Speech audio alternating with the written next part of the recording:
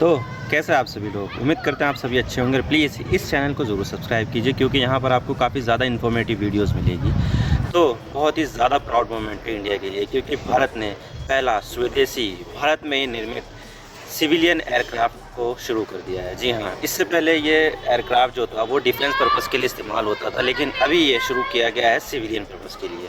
तो क्या है ये पूरा मामला और ये कौन सा एयरक्राफ्ट है जो सिविलियन पर्पज़ के लिए इस्तेमाल किया जा रहा है, आज इसके बारे में बात करेंगे। लेकिन उससे पहले हम न्यूज़ आर्टिकल्स देख लेते हैं।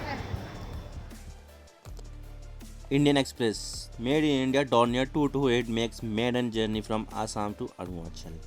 जी News first made in India commercial plane takes flight. Alliance Air operates Dornier 228। कब का आर्टिकल है? 13 तारीख का।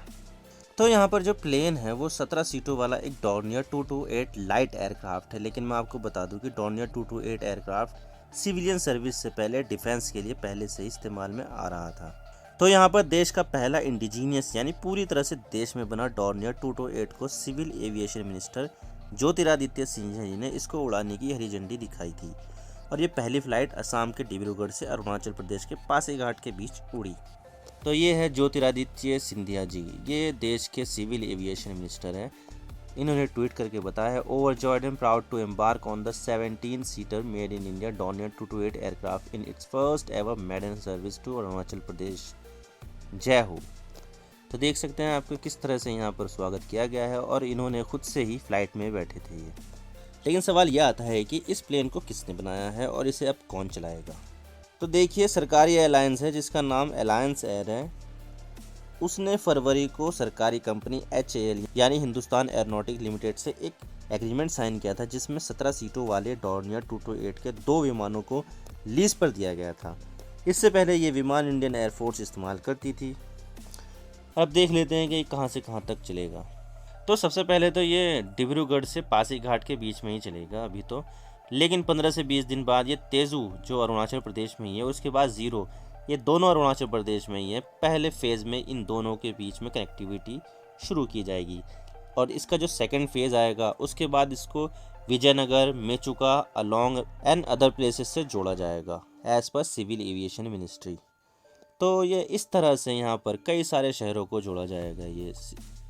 लेकिन अगर हम एयरक्राफ्ट की बात करें तो सबसे पहले ये एयरक्राफ्ट जर्मनी की कंपनी डॉर्नियर ने 1981 में बनाया था और ये एक्चुअली जर्मन एयरक्राफ्ट ही है। लेकिन बाद में इस एयरक्राफ्ट को लाइसेंस के तौर पर HAL को दिया गया था ताकि इसका प्रोडक्शन ज़्यादा हो सके और डॉर्नियर कंपनी को लाइसेंस फीस के तौर पर ज़्यादा पेमेंट मिल सके। लेकिन बाद में इसका एक नया जनरेशन एयरक्राफ्ट आया जिसको डॉर्नियर 228 NG कहते हैं। तो NG यहाँ पर न्यू जनरेशन के लिए स्टैंड करता है।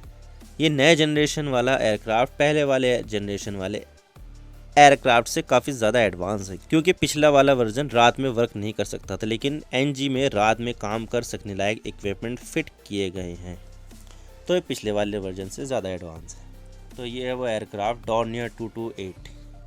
ये जो एयरक्राफ्ट है वो काफ़ी छोटा है और छोटा होने की वजह से इसे ऑपरेट करने के लिए ज़्यादा बड़े रनवे वाले एयरपोर्ट्स की ज़रूरत नहीं है और ये एयरक्राफ्ट सेमी प्रिपेयर्ड रनवे पर भी लैंड कर सकते हैं। तो इस एयरक्राफ्ट के लिए ज़्यादा बड़े और स्पेशल रनवे बनाने की भी ज़रूरत नहीं है। तो ये अच्छी बात है क्योंकि हम इस एयरक्राफ्ट के लिए ज़्यादा से ज़्यादा एयरपोर्ट बना सकते हैं अंडर उड़ान स्कीम।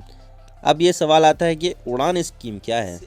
तो देखिए, इस स्कीम का नाम है उड़े देश का आम नागरिक यानी उड़ान, और इसे रीजनल कनेक्टिविटी स्कीम यानी RCSB कहते हैं और इसे 2016 में मोदी जी ने शुरू किया था जिसको मोटो था छोटे और मध्यम शहरों को बड़े शहरों से जोड़ना और एयर कनेक्टिविटी देना। इसकी सबसे पहली फ़्लाइट 2016 में ही शिमला और दिल्ली के बीच थी। लेकिन सवाल ये आता है कि इसका उपयोग नॉर्थ ईस्टर्न इंडिया में ही क्यों किया जा रहा है। तो देखिए, अगर मैं अरुणाचल प्रदेश का मैप अगर देखोगे तो पूरा अरुणाचल प्रदेश हिल्ली यानी पहाड़ी एरिया है जिसकी वजह से वहाँ पर ट्रांसपोर्टेशन और कनेक्टिविटी इतनी अच्छी नहीं है जितना बाकी के शहरों की है, बाकी के भारत की है। तो सरकारों ने वहाँ के विकास पर इतना ध्यान भी नहीं दिया है और सोच कर देखिए, कनेक्टिविटी नहीं होगी तो वहाँ के लोगों को डिब्रूगढ़ तक आने के लिए 5 दिनों का समय लग जाता था। और ये जो एरिया है ना, ये म्यांमार और चीन इन दोनों के देशों के पास में मिला हुआ एरिया है ये। तो ये स्ट्रैटेजिकली भी काफ़ी इम्पोर्टेंट है। तो इसके लिए तो कनेक्टिविटी चाहिए थी और 5 दिन अगर कनेक्टिविटी के लिए लगेंगे तो बहुत हो गया काम। भारत की यहाँ पे सुरक्षा चिंताएं भी हैं, सिक्योरिटी थ्रेट भी आते रहते हैं यहाँ पर अक्सर चाइना की तरफ से। तो यहाँ पर अगर 5 दिन लगेंगे कनेक्टिविटी के लिए तो बेड़ा गर्क समझिए। और 5 दिन अगर लगेंगे और रास्ते में पड़ने वाली दूसरी परेशानी अलग झेलनी पड़ेगी। तो ये छोटे एयरक्राफ्ट की एयर सर्विस को शुरू किया गया है। लेकिन मैं आपको बता दूं कि यहाँ पर देखा जाए तो रीजनल कनेक्टिविटी के लिए छोटे एयरक्राफ्ट इस्तेमाल में लाए जा रहे हैं। यहाँ पर बड़े एयरक्राफ्ट इस्तेमाल में नहीं लाए जा सकते, क्योंकि देखा जाए तो वहाँ पर सिविलियन पर्पज़ वाले एयर स्ट्रिप्स नहीं हैं। जो भी टेक ऑफ और लैंडिंग होगी वो इंडियन एयरफोर्स की एयर स्ट्रिप पर ही पॉसिबल हो जाएगी। और इसका कारण है छोटा एयरक्राफ्ट इस्तेमाल करने के लिए ये एक रीजनल सेवा होगी, तो यहाँ पर पैसेंजर इतने नहीं मिल पाएंगे। तो बड़े एयरक्राफ्ट इस्तेमाल करने से कॉस्ट ज़्यादा आएगी, तो वो इतना कॉस्ट इफ़ेक्टिव भी नहीं हो पाएगा। तो इसलिए ही छोटे विमानों का इस्तेमाल किया जा रहा है। और वैसे भारत के लिए ये प्राउड मोमेंट है, क्योंकि हम खुद से ही पैसेंजर एयरक्राफ्ट बना पा रहे हैं। तो आप क्या सोचते हैं इसके बारे में हमें कमेंट सेक्शन में ज़रूर बताइएगा। वीडियो पसंद आए तो वीडियो को लाइक कीजिए, शेयर कीजिए। चैनल पर नए हो तो चैनल को जरूर सब्सक्राइब कीजिए, बेल आइकन दबा दीजिए। मैं मिलता हूँ नेक्स्ट वीडियो में। Thank you for watching. I really appreciate your precious time. God bless you all. Now signing off.